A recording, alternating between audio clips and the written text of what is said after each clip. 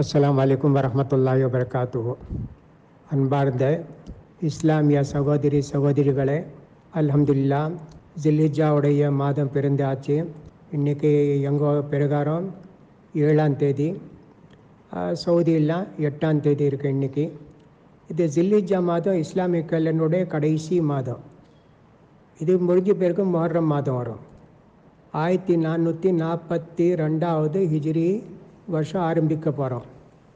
இதனுடைய சிறப்பு ஜில்ஹிஜ்ஜா இருக்க நிகழ்காலம் இந்த இருக்கிறங்களே இந்த மாதம் இதோடைய சிறப்பு ரொம்ப இருக்குது. இதுக்கு முன்னே சொல்லியிருக்கேன், இந்த 9 நாள் இருக்க மிக சிறந்த நாள். அதே போன்று 13ஆம் தேதி வரைக்கும் சிறந்த நாள். அதிகபட்சம் இதிலெல்லாம் அல்லாஹ்வுடைய ஜிக்ர் செய்ய வேண்டியது, இபாதத் செய்ய வேண்டியது, இதை நம்ம கவனிக்க வேண்டியதாக இருக்குது. இன்றைக்கி சவுதியில் ஜில்ஹிஜ்ஜாவோட 8ஆம் தேதி, இந்தியாவில் 7ஆம் தேதி. இன்றைக்கி ஹஜ்ஜுக்கு போக மக்கள் மக்காலிருந்து அங்கே பிரகாரம் 8, 9, 10 மணி, 11 மணி, 12 மணிக்கு மக்கா விட்டு மினாக்கு போவாங்க. இன்றைக்கி எல்லாம் மினாவில் இருப்பாங்க. நாளைக்கு மினா விட்டு 10 மணி 11 மணிக்கு அரஃபாத்துக்கு போவாங்க. அது மிக முக்கியமான அம்சம். அது கிடைக்கலண்டா ஒரு ஹாஜிக்கு அவருடைய ஹஜ் ஆகாது.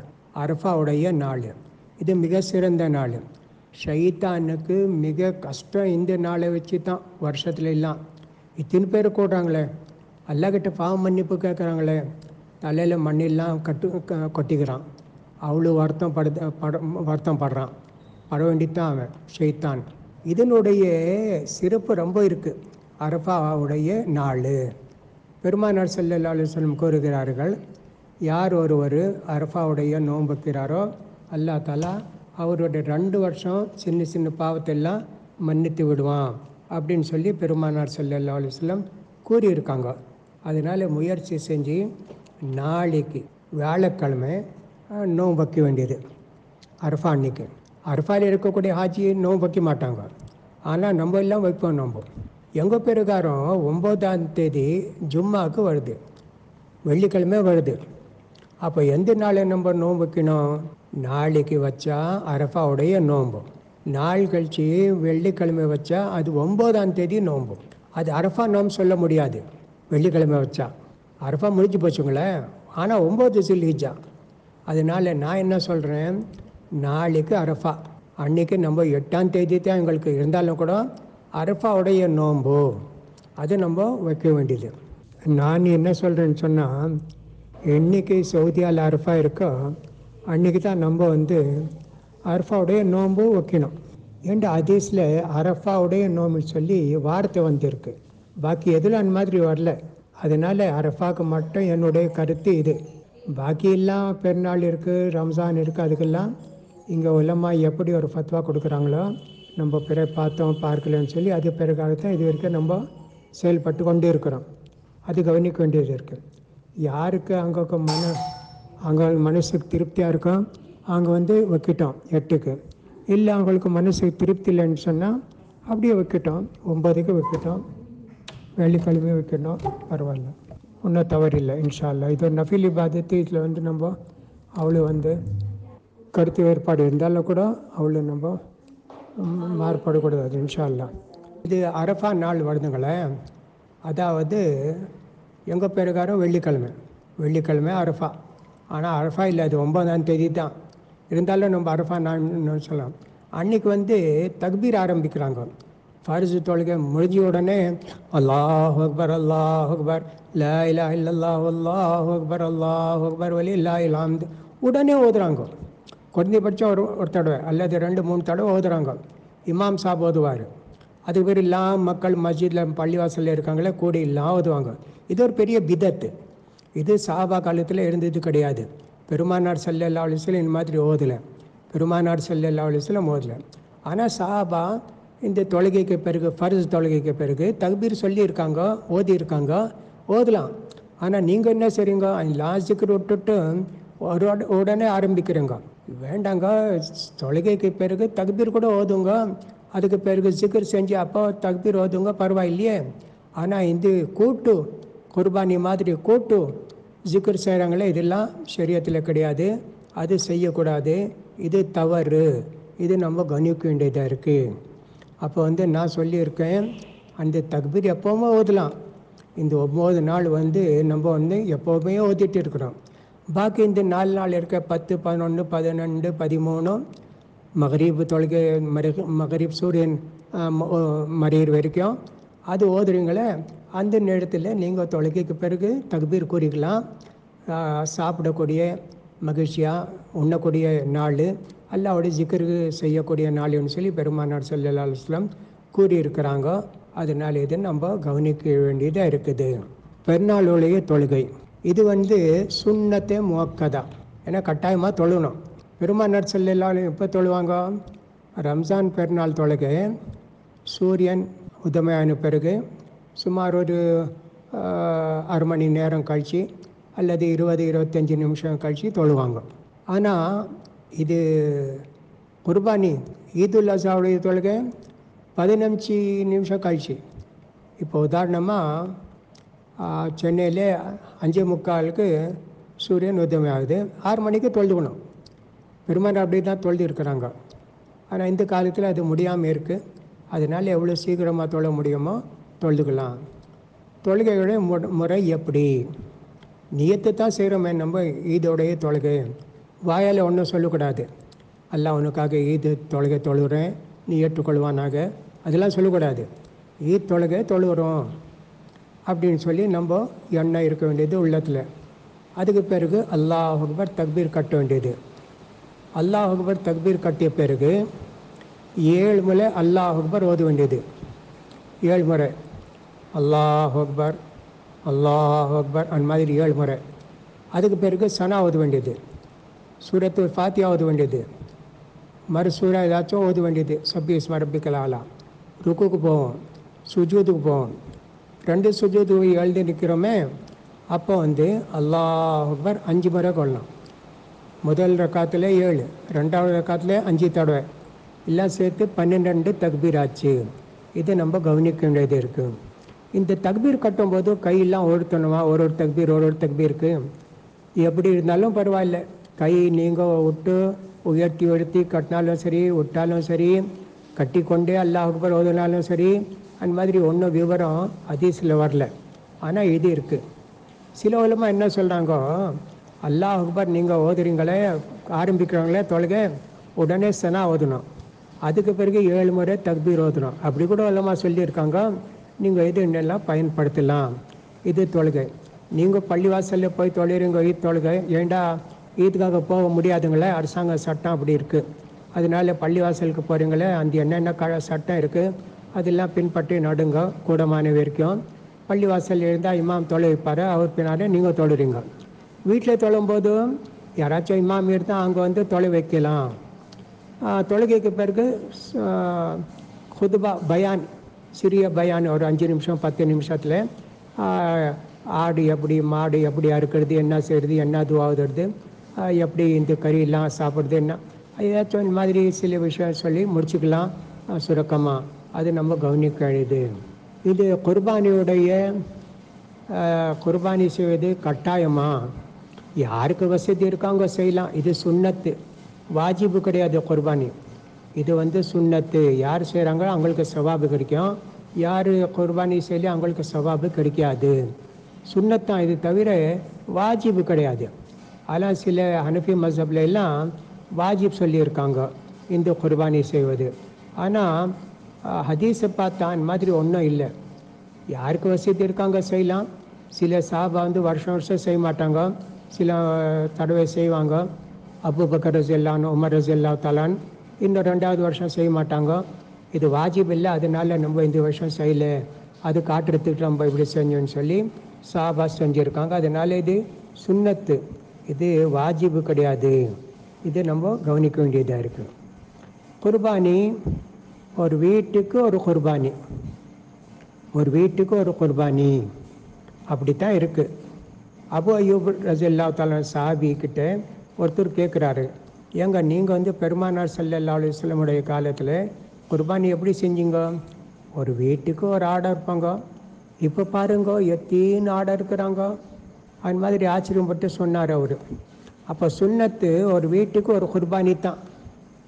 நீங்கள் 4-5 அறுக்கிறீங்கண்டா அது குர்பானியாகாது, ஏழைகளுக்கு உதவியாகும். பெருமானார் ஸல்லல்லாஹு அலைஹி வஸல்லம் 2 ஆடு தான் அறுத்து இருக்கிறாங்க. ஒன்று வந்து தன் சார்பாக, தன் மனைவி மார் சார்பாக, இன்னொரு ஆள் தன் சார்பாக எல்லா முஸ்லீம் சார்பாக செஞ்சுருக்காங்க. ஆனால் ஹஜ்ஜுக்கு போனாங்களே அந்த நேரத்தில் 63 ஒட்டகம் பெருமானார் ஸல்லல்லாஹு அறுத்து இருக்கிறாங்க. அதில் ஒன்று தான் குர்பானி, ஒன்று தான் ஹஜ்ஜுடைய அது குர்பானி. பாக்கில்லா ஏழைங்களுக்கு ஜனங்களுக்கு கொடுத்தாங்க பெருமானார் ஸல்லல்லாஹு அலைஹி வஸல்லம். ஆனால் பெருமானார் சாப்பிட்டாங்க, ஒரு துண்டு சாப்பிட்டாங்க. ஒரு ஒட்டகத்துலேருந்து ஒரு துண்டு அறுத்து அறுத்து அறுத்து அது வந்து ஆணை செஞ்சு சூப் மாதிரி குடிச்சிருக்காங்க பெருமானார் ஸல்லல்லாஹு அலைஹி வஸல்லம். அப்போ ஒரு வீட்டுக்கு ஒரு குர்பானி போதும். ஒரு வீடுண்டா என்ன? ஒரு வீடுண்டா கணவன் மனைவி அப்புறம் வந்து அவங்களோட குழந்தைங்க, அவங்க எல்லாம் ஒரு வீடு. ஒருத்தர் வந்து 4 மனைவி வச்சுருக்காங்க, ஒரு மனைவிக்கு 10 குழந்தை இருக்குது.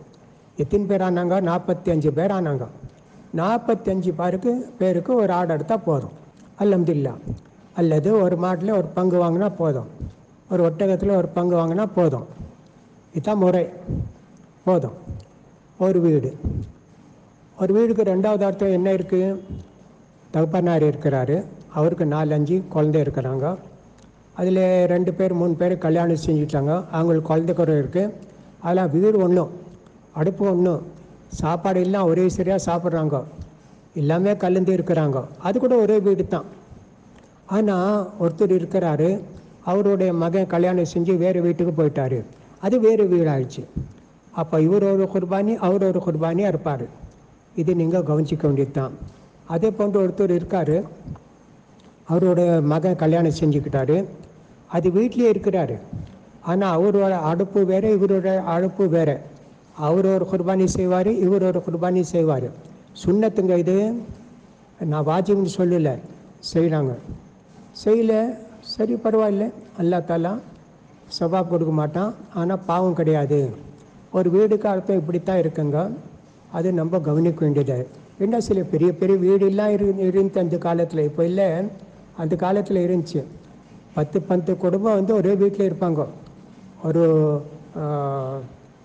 பெரிய வீடு, அது ஒரு கில்லான்றாங்களே அந்த மாதிரி ஒரு வீடு இருக்கும், கோட்டை மாதிரி இருக்கும், அதில் இருப்பாங்க. இப்போ கூட சில வீடு அந்த மாதிரி இருக்குது, காலோனின்னு சொல்லுவாங்க.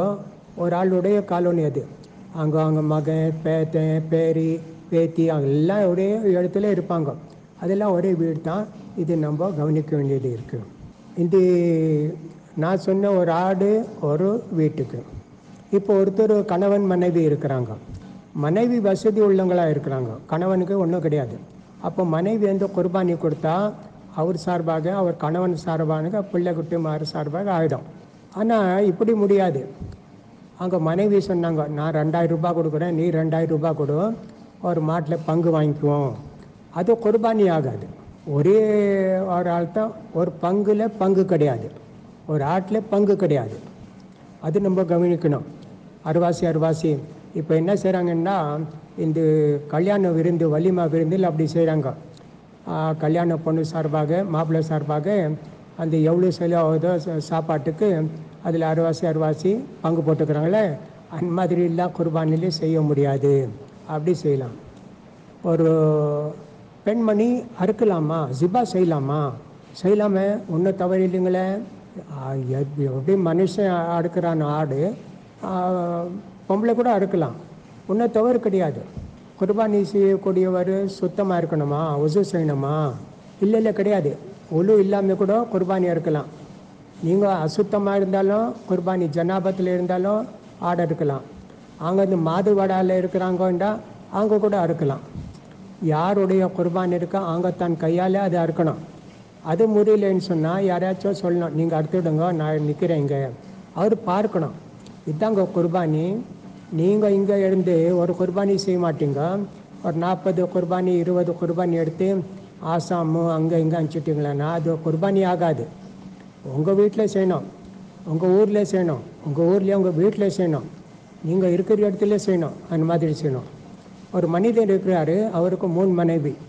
ஒரு மனைவி திருச்சியில் இருக்காங்க, ஒருத்தர் மதுரையில் இருக்காங்க, ஒருத்தர் சென்னையில் இருக்காங்க. தனித்தனி ஊரில் இருக்காங்க 3 மனைவி. எல்லாருக்கும் ஒரே குர்பானி தான். இவர் வந்து கணவன் வந்து 3 மனைவி, அவங்களோட பிள்ளை குட்டி எல்லாத்துக்கும் ஒரே குர்பானி கொடுத்தா போதும். அது கூட நம்ம கவனிக்க வேண்டியதாக இருக்குது. ஸோ குர்பானி செய்வது சுன்னத்து, நம்ம இது கவனிக்க வேண்டியது. குர்பானி அறுக்கக்கூடிய முறை, ஆடை அறுக்கக்கூடிய மாடு இடது புறமே அது சாய்க்கணும். ஆடு தன் இடது கையால் அதோட கழுத்து பிடிக்கணும். தன் கால் வந்து அது அந்த கால் ஆட்கால் மேலே வைக்கணும். அப்புறம் வந்து பிஸ்மில்லாஹி அல்லாஹ் அக்பர் அல்லாஹும்மா மின்கா வலக்கா தகப்பல் மின்னி வமின் அலி பைத்தி. அதுக்கு அர்த்தம் என்னன்னு சொன்னால், அல்லாஹ் நீ இது கொடுத்த, உனக்காக நான் இது அறுக்கிறேன், என் சார்பாக, எங்கள் மக்கள் சார்பாக, என் வீட்டு சார்பாக இதை நீ ஏற்றுக்கொள்ளலாம், பிஸ்மில்லாஹி அல்லாஹ் அக்பர்னு சொல்லி அறுக்க வேண்டியது தான். அவ்வளோ தான். ஆடுடைய உயிர் போன பிறகு தான் தோல் எல்லாம் உரிக்கணும். இது அறுத்தாரு, அறுத்த உடனே தோல் எல்லாம் உரிக்க ஆரம்பிக்கிறாரு, அது தவறு, செய்யக்கூடாது. அந்த மாதிரி 2 நிமிஷத்தில் எல்லாம் உயிர் போயிடுதுங்களே. அந்த களத்தில் 2 நெரும்பு இருக்குது, அது வந்து அறுத்தா தான் உடனே ரத்தம் எல்லாம் வெளியே வந்துடும், பரவாயில்ல. அந்த கறி நம்ம சமைக்கும்போது அது கழித்தான் சாப்பிட்ணுமா? இல்லை இல்லை இல்லை இல்லை, அப்படியே ரத்தம் இருந்தாலும் அப்படியே போட்டு சாப்பிட்லாம், ஒன்றும் தவறு இல்லை. அது சுத்தமான ரத்தம். அது கழிஞ்சு போச்சுங்களேன்னு, வெளியே வந்து போச்சுங்களேன்னு கழுத்து அறுத்த பிறகு அந்த ரத்தம் ஹராமு. அந்த கறியில் ஒட்டி கொண்டு இருக்க ரத்தம் அது அசுத்தமானதில் ஹராம் இல்லை. அதில் ருசி ரொம்ப அதிகமாக இருக்கும். யார் பார்த்தாலும் உடனே வந்து கறி வாங்க உடனே கழுவுறாங்க. 1 தடவை 2 தடவை 3 தடவை கழிட்டு எல்லாம் அந்த கலரு சிவப்பு கலர் வந்த பிறகு போன பிறகு ஆக்குவாங்க. அது யார் சாப்பிடுவாங்க? அது நாய் தான் சாப்பிடும். அதில் ஒன்றும் ருசியும் இருக்காது, சக்தியும் இருக்காது. அதனால் குர்பானியோட ஆடு இருந்தாலும் சரி, நீங்கள் கடையில் வாங்கிட்டு வந்தாலும் சரி, உடனே அப்படியே அடுத்து அது சமைக்கலாம், ஒன்றும் தவறில்லை. சரி, அதாவது குர்பானியோட அறுக்கிற முறை சொல்லிட்டேன், அது நீங்கள் கவனிக்க வேண்டியதாக இருக்குது. இதெல்லாம் நீங்கள் கவனிக்கணும். இதெல்லாம் கவனிக்கலைண்டா தவறு. குர்பானியோடைய ஆடு மாடுக்கு எப்படி அது இருக்கணும்? அதில் 4 விதமான குறைபாடு இருக்கக்கூடாது. நொண்டு இருக்கக்கூடாது. ஒரு கண்ணு போச்சு, ஒரு கண்ணு இருக்குது, 2 கண்ணுமே இல்லை, அதை அறுக்கக்கூடாது. நொண்டி இருக்குது, அறுக்கக்கூடாது. அது வியாதி ஏதாச்சும் இருக்குது, அறுக்கக்கூடாது. ரொம்ப கலவனாக இருக்கு, அது அறுக்கக்கூடாது. நடக்க முடியல, அது புல் வந்து கடிக்க முடியல, அந்த மாதிரி இதெல்லாம் கொடுத்தா எல்லாம் ஏற்றுக்கொள்ள மாட்டான். நல்லதாக கொடுக்கணும், நல்லதாக கொடுக்கணும், அத்தால ஏற்றுக்கொள்வான். இது நம்ம கவனிக்க வேண்டியதாக இருக்குது. ஒரு ஆடு 2 விதமான இருக்குது. ஒன்றுக்கு கோட்டுன்னு சொல்லாமல், ஒன்று ஷீப்பு. ஷீப் இருக்குது, அது 6 மாதத்துலேருந்து 8 மாதம் வரைக்கும் இருந்தாலும் பரவாயில்ல, பல்லு ஒன்றும் போடல இருந்தாலும் பரவாயில்ல, அதை இருக்கலாம். அது குர்பானி, சிறந்த குர்பானின்னு சொல்லி பெருமானார் சொல்லியிருக்காங்க. இந்த கோட் இருக்கு, அதுக்கு வந்து குறைஞ்சது 1 வருஷம் பூர்த்தியாகி 13வது மாதம் ஆரம்பிச்சிருந்தால் 2 பல்லு வரும், அதான் இருக்கணும். மாடு இருக்குது, 2 வருஷம் பூர்த்தியான பிறகு அதுக்கு பல்லு வரும், அதான் இருக்க வேண்டியது. 1.5 வருஷம் 1.25 வருஷம் அதெல்லாம் இருக்கக்கூடாது மாடு. ஒட்டகம் வந்து 5 வருஷம் பூர்த்தியான பிறகு பல்லு போடும், அதான் இருக்கணும். ஒட்டகத்தை பற்றி நம்மளுக்கு தேவையில்லை. இது ரொம்ப கவனிக்க வேண்டியது. எல்லாம் இருக்கிற பணம் வாங்கும்போது ஆடை நல்லபடியாக பார்த்து வாங்கணும். ஏதாச்சும் குறைபாடு இருக்கா அதில் இருந்தால் அது வாங்கக்கூடாது, நல்லது வாங்கி அழுக்கலாம். காது இல்லாமல் இருக்குது, கொம்பு இல்லாமல் இருக்குது, பரவாயில்ல. அதெல்லாம் அப்படி இருந்தால் ஒன்றும் பரவாயில்ல. வால் இல்லை அறுத்து இருக்கிறாங்க, பரவாயில்ல. வால் அறுந்து இருந்தாலும் பரவாயில்ல, அதெல்லாம் குர்பானி செய்யலாம். நம்ம கவனிக்க வேண்டியது. ஒரு ஆடு வாங்கணும், நம்ம ஆடோ மாடோ ஏதோ வாங்கணும். வாங்கிய பிறகு குர்பானிக்கு 4 செய்ய போகிறோம். இன்னி வந்து அது ஏதோ சண்டை போட்டு ஏதாச்சும் அது கொம்பு ஒழிஞ்சு போச்சோ அல்லது அடிப்பட்டு போச்சோ, அது குர்பானி நம்ம செய்யலாம், அது அறுக்கலாம். ஏண்டா நம்ம வாங்கிட்டோம், எனக்கு தவறு ஒன்றும் இல்லையே. ஆனால் நீங்கள் வந்து அந்த ஆடை வந்து கையால் அடிச்சிங்க, அது காயம் ஏற்பட்டு போச்சோ, அது கொம்பு ஒழிஞ்சு போச்சோ, அது அறுக்கக்கூடாது. நீங்கள் செஞ்சீங்களே தவறு, அதனால் அப்படி ஆச்சு. அதே வந்து கொம்பு ஒழிஞ்சு போயிருக்கு, காது அறுந்து போயிருக்கு, ஏதாச்சும் இருந்தால் அது அறுக்கலாம், ஒன்றும் தவறு இல்லை. இதுக்கு மௌத்தாக இருக்கிறாங்களே, இறந்து போயிருக்காங்களே, அவர் சார்பாக குர்பானி கொடுக்கலாமா? நிறைய பேர் அப்படி தான் செய்கிறாங்க. அவர் குர்பானி கொடுக்க மாட்டார், எங்கள் தந்தையார் எங்கள் தாயார் இந்த குர்பானி நான் இருக்கிறேன். தவறுங்க, தவறு. அதை போன்ற சிலர் பெருமானார் ஸல்லல்லாஹு அலைஹி வஸல்லம் மீது அவருடைய பேருக்கு குர்பானி கொடுக்குறாங்க. இது கூட பெரிய தவறு. இது தவறு. நம்ம எந்த செயல் செஞ்சாலும் அதோடைய சவாபு பெருமானார் ஸல்லல்லாஹு அலைஹி வஸல்லமுக்கு போய் சேரும். ஏன் நீ அதிகமாக கொடுக்க முயற்சி செய்கிற? அது நீ சொன்னால் அதிகமாக கிடைக்குமா? கிடைக்காது.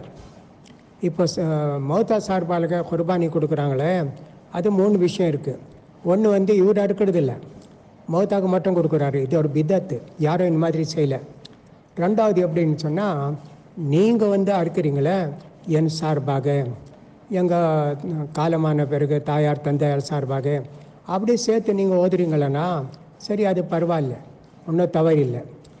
மூணாவது யாராச்சும் மரணத்துக்கு பிறகு வசிய செஞ்சு போயிருக்காரு, என் சார்பாக ஒரு ஆடு குர்பானி அருங்கன்னு சொல்லி, அதுக்காக ஒரு ஏற்பாடு கூட செஞ்சு வச்சுருக்காரு. ஏதோ கடைகிட வக்ஃப் செஞ்சு வச்சுருக்கிறாரு. இதனுடைய வருமானம் இருக்குது, இதெல்லாம் சேர்த்து ஒரு ஆடு அருங்கன்னு சொல்லி அது செய்து கட்டாயம். ஏன்ட்டு அவருடைய பணம், அவருடைய வசியத்து, அது பிறகார நம்ம செய்ய வேண்டியதாக குர்பானி. இதை நம்ம கவனிக்க வேண்டியது. அது நீங்கள் உங்கள் குர்பானி தான் செய்யணும். அதில் மௌத்தாவை கூட சேர்த்து கொள்ளலாம். தவிர மௌத்தாக்கு மட்டும் குர்பானி செய்கிறது பிதத்து. மௌத்தா வசியத் செஞ்சு பணம் கொடுத்து போயிருக்கிறாரு, வசியத்து ஆடு இருக்காமல் இருக்கிறது அது பெரிய பாவம். இதுக்கு கவனிக்கணும். குர்பானியோடைய நேரம் எப்போ ஆரம்பிக்குது, எப்போ முடியுது? ஈது பெருநாள் தொழுகை பிறகு குர்பானி அறுக்கலாம். 13ஆம் தேதி ஜில்ஹிஜ்ஜா 13ஆம் தேதி மகரிப் பாங்க் ஓதுறதுக்கு முன்ன வரைக்கும் முடிஞ்சு போச்சு. இது 4 நாள், 10, 11, 12, 13, இத்தனை நாள் நீங்கள் குர்பானி ஆடு இருக்கலாம், குர்பானி செய்யலாம். முதல் நாள் செய்து சிறந்தது. செய்ய முடியாதுங்களா முதல் நாள், அவ்வளோ கசாய் கடிக்க மாட்டாங்க, அதனால மறுநாள் செய்கிறாங்க, பரவாயில்ல. இரவில் கூட குர்பானி செய்யலாம், பகலில் கூட குர்பானி செய்யலாம். சிலர் சொல்லுவாங்க ரெண்டு மக்ரு இரவெல்லாம், அதெல்லாம் ஒன்றும் கிடையாது, தவறான கருத்து. அந்த மாதிரி ஒன்றும் செய்யான ஹதீஸ் கிடையாது. அது நம்ம கவனிக்கணுது. இது நம்ம குர்பானி பற்றி சில விஷயத்தை உங்களுக்கு சொல்லியிருக்கேன், அது கவனிக்கணும். குர்பானியோடைய கறி நான் முஸ்லீமுக்கு கொடுக்கலாமா? தாராளமாக கொடுக்கலாங்களே, தாராளமாக கொடுக்கலாம். நான் முஸ்லீமுக்கு கொடுக்கணும். அதனால அன்பு ஏற்படும், ஒரு உறவு ஏற்படும், நம்ம நல்லபடியாக இருக்கும். அல்ஹம்துலில்லாஹ் அப்படி இருக்கணும். விரோதியாக இருக்கிறாங்க, எங்களை பார்த்தா கொல்ல முயற்சி செய்கிறாங்க, அது மாதிரி ஆளுங்களுக்கெல்லாம் குர்பானி கறி கொடுக்கக்கூடாது, கவனிக்க வேண்டியதாக இருக்குது. ஆடை இருக்கும்போது அவர் பிஸ்மில்லாவது மறந்துட்டார், அது ஹலாலா? ஹலால். அப்புறம் பிஸ்மில்லா சொல்லிக்கணும். அறுக்கும்போது பிஸ்மில்லா சொல்ல மறந்துட்டார் இருந்தார், பரவாயில்லை, அதை பற்றி ஒன்றும் தவறு இல்லை. நீங்கள் குர்பானி செய்யணுங்க. நீங்கள் செய்யாமல் ஒரு 20 பங்கு அல்லது ஒரு 10 ஆடு குர்பானியோடைய பணம் எடுத்து ஆசாமுக்கோ அங்கேயும் இங்கேயும் அனுப்பிச்சிட்டிங்களன்னா அது அவங்களுக்கும் குர்பானியுடைய சவாபு உங்களுக்கு கிடையாது. அங்கே ஏழைகளுக்கு உதவி செய்யக்கூடிய சவாபு கிடைக்கும். சுன்னத்து ஒரு வீட்டுக்கு ஒரு ஆடுத்தாங்க, அதான் சுன்னத்து. பெருமான் அப்படித்தானே செஞ்சுருக்காங்க. தன் சான்பாக தன் அனைத்து மனைவிமார்களுக்கு ஒரு ஆடு தான் அறுத்துருக்கிறாங்க. ஒரு அறுக்கிறது தான் சுன்னத்து, ஒரு பங்கு வாங்கிறது தான் சுன்னத்து. அதுதான் இந்த சுன்னத்து. அதுக்கு அதிகமாக நீங்கள் செய்கிறீங்கடா, அது ஏழைகளுக்கு உதவியில் போய் சேரும். அது கூட குர்பானி இருந்தாலும் ஏழைகள் உதவிக்காக அந்த மாதிரி செய்கிறீங்க, அது செய்யலாம், பரவாயில்லை, ஒன்றும் தவறு இல்லை. இதை நம்ம கவனிக்க வேண்டியதாக இருக்குது. ஒரு மாடு அர்த்தம் அடுத்த பிறகு அது வயிற்றில் குழந்தை இருக்குது, குட்டி இருக்குது. அது குட்டி செத்து போச்சோன்னாலும் பரவாயில்லை, சாப்பிட்லாம். சாவில் உயிரோடு இருக்கா உடனே அறுத்துட வேண்டியது, அது கூட ஜிபா செஞ்சு அது கூட சாப்பிட்லாம். ஆனால் குட்டி, அதோடைய குட்டி அறுக்கிறதுக்கு முன்னே செத்து போச்சு, அப்போ அது சாப்பிடக்கூடாது அந்த குட்டி. இருந்தாலும் இது யார் எந்த ஆடு மாட்டில் வயிற்றில் குழந்தை இது குட்டி இருக்கோ அது அறுக்கக்கூடாது, அது தவிர்க்கணும். அடுத்த வருஷத்துக்கு ஒரு ஆடு வந்துவிடாமே, அது தவிர்க்கணும். இல்லைன்னு சொல்ல பரவாயில்லை, தெரியாமல் எடுத்துட்டோம், எல்லாம் ஏற்றுக்கொள்வான். அறுக்கும்போது ஆடு மாடு எது இருந்தாலும் சுரி சுரி சுரி இருக்க அது நல்லா தீட்டிக்கணும், நல்லா ஷார்ப்பாக இருக்கணும், அது கவனிக்கணும் அறுக்கும்போது. ரெண்டாவது வந்து ஒரு ஆடு வச்சு ரெண்டாவது ஆடை அது முன்னே அறுக்கக்கூடாது, அது மறைச்சி வைக்கணும். அது பார்த்தா அந்த கண்ணால் அதுக்கு எப்படி பயம் ஏற்படும், அப்படிலாம் செய்யணும். உடனே அறுத்துடணும். சொன்ன இல்லை அது சுரி இல்லை, அது வேற ஒரு சுரி கொடுப்பா, அது இல்லை. ஒரு ஆட்டுக்கு எவ்வளோ கஷ்டம், மாட்டுக்கு எவ்வளோ கஷ்டம், இதெல்லாம் கவனிக்க வேண்டியதாக இருக்குது. பெருமான் அப்படி தான் சொல்லியிருக்காங்க. ஆயிஷா, சூரியன் நல்லா சொன்ன செஞ்சுக்கோ, ஆர்டர் இருக்க வேண்டியதாக இருக்குது, அப்படி செஞ்சுருக்காங்க. இதெல்லாம் நம்ம கவனிக்க வேண்டியதாக இருக்குது. கடன் வாங்கி குர்பானி செய்யலாமா? நீங்கள் நிச்சயமாக அந்த கடனை அடைக்க முடியும். உதாரணமாக உங்களுக்கு சம்பளம் வந்த உடனே கொடுக்குறீங்க. 20 தேதி ஆயிடுச்சு, இன்னும் 10 நாளைக்கு முன்னாடி சம்பளம் கழிக்குது. அப்போ நீங்கள் வந்து குர்பானி கடன் வாங்கி செய்யலாம். ஏண்டா குர்பானியோட சவாபு அவ்வளோ அதிகமாக இருக்குது. ஆனால் நீங்கள் கொடுக்குறீங்களோ கொடுக்க மாட்டீங்களோ, அந்த கடனை பூர்த்தி செய்யுங்களோ இல்லையோன்னு சொல்லி அப்படி இருந்தால் கடன் வாங்கக்கூடாது, குர்பானி செய்யக்கூடாது, கவனிக்க வேண்டியது இருக்குது. அந்த ரெண்டாவது வந்து இந்த ஆடு இருக்கிறாங்களே அவங்களுக்கு கூலி கொடுக்கணும் இல்லைங்களா? அந்த கசாய் வராற கூலிக்கு பதிலாக தோல் கொடுத்துட்டாங்க, கறி கொடுத்துட்டாங்க, ஹராமு, கொடுக்கக்கூடாது. அவங்களுக்கு அப்படி கொடுக்கக்கூடாது. கூலி தனியாக கொடுக்கணும். கறி கொடுக்கலாம் கொடுங்க, தோல் கொடுக்குறா கொடுங்க. ஆனால் கூலி சார்பாக இதெல்லாம் கொடுக்கக்கூடாது, கூலி தனியாக கொடுக்கணும். இது கவனிக்கணும். ஆடு அடுத்த பிறகு இந்த குர்பானியோடைய பங்கு போடணுமா? 3 பங்கு. ஒன்று எங்கள் சொந்தத்துக்கு, ரெண்டாவது வந்து சொந்தக்காரருக்கு, மூணாவது வந்து ஏழைகளுக்கு. கிடையாதுங்க, அப்படி ஒன்றும் கிடையாது. நீங்கள் அப்படி செஞ்சால் செய்யுங்க, பரவாயில்ல. ஆனால் இது சுன்னத்தும் கிடையாது, முஸ்தஹப்பும் கிடையாது. உங்கள் வீட்டில் நிறைய பேர் இருக்கிறாங்க, ஒரு ஆடு தெரியுங்க, 50 பேர் இருக்கிறாங்க, ஒரு ஆடு நீங்களே சாப்பிட்டுக்கலாமே. ஆனால் ஏழைகள் கொடுக்கணும். அதில் 12 கிலோ ஆடு, அதில் 2 கிலோ ஏழைகள், 10 கிலோ நீங்களே சாப்பிட்லாமே. பெருமான் என்ன சொல்லியிருக்காங்க, கூறியிருக்காங்க, நீங்கள் சாப்பிடுங்க, சதகா செய்யுங்க, அது மிச்சமாக இருக்கிறது வைங்க அப்படின்னு சொல்லியிருக்காங்களே. அப்படி செய்யணும். தெரியாமல் ஒருத்தர் எல்லாமே சாப்பிட்டுட்டாரு, ஏழைகளை மறந்துட்டார். என்ன செய்யணும்? 2 கிலோ 1 கிலோ வாங்கி ஆடுக்கறியோ மாட்டுக்கறியோ எது நீங்கள் ஆட்டிங்களோ அது ஏழைகளுக்கு கொடுத்துடணும். அதனால் ஆண்களுக்கு நீங்கள் வந்து கவனிக்க வேண்டிய இருக்குது. இதுக்கெல்லாம் நீங்கள் கவனிக்க இருக்கு. இந்த சில இடத்துல என்ன செய்வாங்க, இந்த ஆடு மாடு வாங்குறாங்களே அலங்கரிக்குவாங்க, சாயம் பூசுவாங்க, திரு பூசுவாங்க, இதெல்லாம் பூசுவாங்க. இதெல்லாம் ஒன்றும் தேவையில்லாதுங்க, தேவையில்லை. இன்னும் தேவையில்லாதது நீங்கள் செய்கிறீங்க. மக்காவுக்கு அனுப்புகிறாங்களே அதுக்கு வந்து அந்த மாதிரி அதாவது அடையாளம் வச்சு அனுப்புவாங்க. நீங்கள் அந்த மாதிரி செஞ்சால் செய்யலாமே தவிர அது சுன்னத்து முஸ்தாபு சவாப் அதிகம் கிடைக்கும் அந்த மாதிரி ஒன்றுமே சொல்ல முடியாது. நீங்கள் இதெல்லாம் கவனிக்க வேண்டியதாக இருக்குது. குர்பானின்றா சாதாரண விஷயம் இல்லை. நிறையா விஷயத்த சொல்லியிருக்கேன். இன்ஷா அல்லாஹ் இதில் கூட ஏதாச்சும் உங்களுக்கு சந்தேகம் இருந்தால் நீங்கள் ஃபோன் போட்டு கேட்டுக்கலாம். ஏதாச்சும் மறந்து போயிருப்பேன், அந்த மாதிரி ஏதாச்சும் இருந்தால் இன்ஷா அல்லாஹ் அது நீங்கள் நினைவூட்டினா இன்ஷா அல்லாஹ் அதை பற்றி நான் சொல்லுவேன். அப்போது சுருக்கமாக என்ன சொல்ல போகிறேன், நாளைக்கு அரஃபாங்க, நாளைக்கு நோன்பு வைங்க. ஜும்மாவுக்கு 9ஆம் தேதி அரஃபா இல்லை அன்றைக்கி. இது நீங்கள் கவனிக்க வேண்டியதாக இருக்குது. இல்லை நான் ஜும்மாவுக்கு தான் வைப்பேன்னு சொல்ல, சரி ஜும்மே வியாழக்கிழமை வெள்ளிக்கிழமை ரெண்டும் வச்சுக்கோங்க, அல்லாஹ் தாலா போதுமானவன். இது ஒன்று. ரெண்டாவது வந்து நிறையா தக்பீர் ஓதி கொண்டு இருங்க. பாக்கி நாள்லையும் தொழுகைக்கு உடனே பிறகு தக்பீர் ஓதுறாங்களே அந்த மாதிரி ஒன்றும் ஹதீஸில் வரல. பெருமாறான ஓதலை, சாபா ஓதலை. ஆனால் சில சாபா ஓதி இருக்காங்க தொழுகைக்கு பிறகு, ஓதுனா பரவாயில்ல. ஆனால் இப்போ கூட்டு இந்த ஜிக்ர் செய்கிறாங்களே எல்லாம் பிதத்துன்னு சொல்லியிருக்கேன். ஹாஜிகள் மக்காவுக்கு இன்றைக்கி கிளம்புறாங்க. நீங்கள் அவங்களுக்கால விசேஷமாக துவா செய்யணும். அவங்களால எல்லா தால ஹாஜி ஏற்றுக்கொள்வானாங்க, பூர்த்தி செய்வாங்க, துவாவில் ஏற்றுக்கொள்வானாங்க. அவங்க வந்து ஆரோக்கியமாக வீட்டுக்கு எல்லாம் திரும்ப போவதற்கு துவா செய்யணும். நிறையா துவா செய்யணும் ஹாஜிமார்களுக்கு. இன்றைக்கி நீங்கள் துவா செய்யணும் குறிப்பாக, அதை சொல்லியிருக்கிறேன். குர்பானுடைய முறையெல்லாம் சொல்லியிருக்கேன். அதிகபட்சம் துவா செஞ்சு கொண்டு இருங்க. ஏழைகளை கவனிக்குங்க, சதகா ஹைராத் எல்லாம் கொடுத்து கொண்டு இருக்குங்க. ஈத் தொழுகை எல்லாம் அதை பற்றிலாம் சொல்லியிருக்கேங்க. வீட்டில் தொழுதாலும் அப்படித்தான், பள்ளிவாசலில் எப்படி தொழுகிறீங்களோ வீட்டில் தொழுதாலும் அப்படித்தாங்க. அல்லாஹ் அக்பர், அதுக்கு பிறகு 7 தக்பீரு, அதுக்கு பிறகு சனா, அதுக்கு பிறகு கிராத்து, அதுக்கு பிறகு ருக்கு சுஜூது, ரெண்டாவது சுஜூதில் எழுந்த பிறகு 5 தடவை அல்லாஹ் அக்பர், அதுக்கு பிறகு அந்த கிராத்து, ருக்கு சுஜூது, தொழுகை முடிச்ச பிறகு சிறிது பயான் செய்யலாம். வீட்டில் இருந்தாலும் பரவாயில்ல, இந்த பயான் நீங்கள் செய்யலாம், ஒன்றும் தவறு இல்லை. இது கவனிக்க வேண்டியதாக இருக்குது. அது பெருநாள் ரம்ஜான் பெருநாளை பற்றி சொல்லியிருக்கேன். ஆண் பெண் எல்லாம் எப்படி தொழுவது, என்ன செய்ய வேண்டியது, அது மறுபடியும் சொல்ல வேண்டிய அவசியம் இல்லை. இதை பற்றி நிறைய விஷயத்தை உங்களுக்கு சொல்லியிருக்கேன். இதில் ஏதாச்சும் தவறு இருந்தால் அல்லா தாலா அதை நாங்களுக்கு மறைக்க வைக்கானாக. ஹலாலான காசில் குர்பானி செய்யணும்.